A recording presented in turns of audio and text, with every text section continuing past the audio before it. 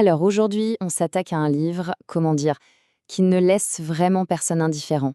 Révolte contre le monde moderne de Julius Evola. Ce qu'on va faire, c'est de décrypter ensemble les idées clés de cette vision du monde assez radicale pour comprendre ce qui la rend si particulière. Alors, pour y voir plus clair dans cette pensée, qui est, on ne va pas se mentir, assez complexe, on va suivre un plan simple. On va explorer 5 concepts essentiels qui forment en quelque sorte la colonne vertébrale de tout ce système de pensée. Bon, on commence par le début, par la base de la base, vraiment la pierre angulaire de toute sa pensée, c'est ce concept qu'il nomme le monde de la tradition. Alors attention, parce que quand on entend tradition, on pense tout de suite au folklore, aux vieilles coutumes, mais ici ça n'a rien à voir, vraiment rien. Pour Evola, la tradition, avec un grand T, c'est un ordre à la fois social et spirituel qu'il considère comme parfait.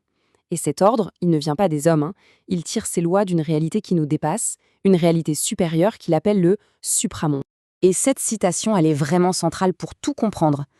Pour le dire simplement, l'idée c'est quoi? C'est que notre monde, le monde physique qu'on voit, qu'on touche, eh bien ce n'est qu'un simple reflet, une sorte de version, une version dégradée d'une réalité spirituelle bien plus haute. Et c'est cette réalité-là qui est la vraie réalité. Bon, maintenant, accrochez-vous bien, parce que ça se corse un peu. Cette vision du monde, elle a une perception du temps qui lui est totalement propre. Et en fait, elle met en opposition deux visions, mais radicalement différentes.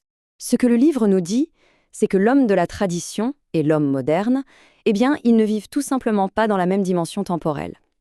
Et là, attention, on ne parle pas d'une petite différence de point de vue. Non, non, on parle d'une expérience de la réalité qui est aux antipodes l'une de l'autre. Et ce tableau, il résume parfaitement ce choc. D'un côté, on a le temps traditionnel. Imaginez un cycle, quelque chose de sacré, où les grands événements reviennent encore et encore. Et de l'autre côté, eh bien, on a notre temps moderne, une ligne droite, une flèche qui fonce vers l'avant, une course sans fin, purement matérielle. Alors, maintenant qu'on a posé ces bases, voyons comment tout ça s'incarne au niveau du pouvoir. C'est quoi la place du chef, du dirigeant, dans ce fameux monde de la tradition? Le livre nous dresse le portrait d'un souverain idéal, une figure qu'il appelle le roi solaire. Et attention, ce n'est pas un simple politicien, il est bien plus que ça. Il est un pont, un lien vivant, en chair et en os, entre le monde des hommes et le monde du divin. Le point crucial à comprendre, c'est donc ça. L'autorité de ce roi, elle ne vient pas du peuple, elle ne vient pas d'une élection, elle ne vient pas d'en bas, non. Elle descend directement d'en haut, de ce fameux supramonde transcendant dont on parlait tout à l'heure. Et cet ordre qui vient d'en haut, il ne s'arrête pas au sommet de la pyramide, pas du tout. C'est une vision qui infuse, qui irrigue absolument toute la société, du souverain jusqu'à l'artisan le plus simple. Dans cette perspective, il faut voir la société non pas comme une collection d'individus, mais plutôt comme un grand organisme. Un corps où chaque partie a sa fonction bien précise. La société n'est pas une invention humaine, c'est le reflet d'un ordre cosmique. Du coup, sa structure est considérée comme naturelle, divine et donc intouchable. Et ça nous amène à une hiérarchie très stricte organisée en 4 grandes castes. Et le point important ici, c'est que la place de quelqu'un dans cette société, ce n'est pas le fruit d'un choix personnel. C'est vu comme le reflet direct de sa nature la plus profonde, de ce qu'il est vraiment. L'idéal dans ce système, c'est que chaque personne accomplisse la tâche qui correspond à sa caste. Mais attention, pas n'importe comment. Il faut le faire à la perfection, mais de manière totalement détachée, sans y mettre son ego. L'action elle-même devient alors une sorte de pratique spirituelle. Bon, on y est. On arrive au cœur du réacteur, au titre même du livre, la révolte. Qu'est-ce que c'est? C'est le diagnostic que fait Evola sur notre monde.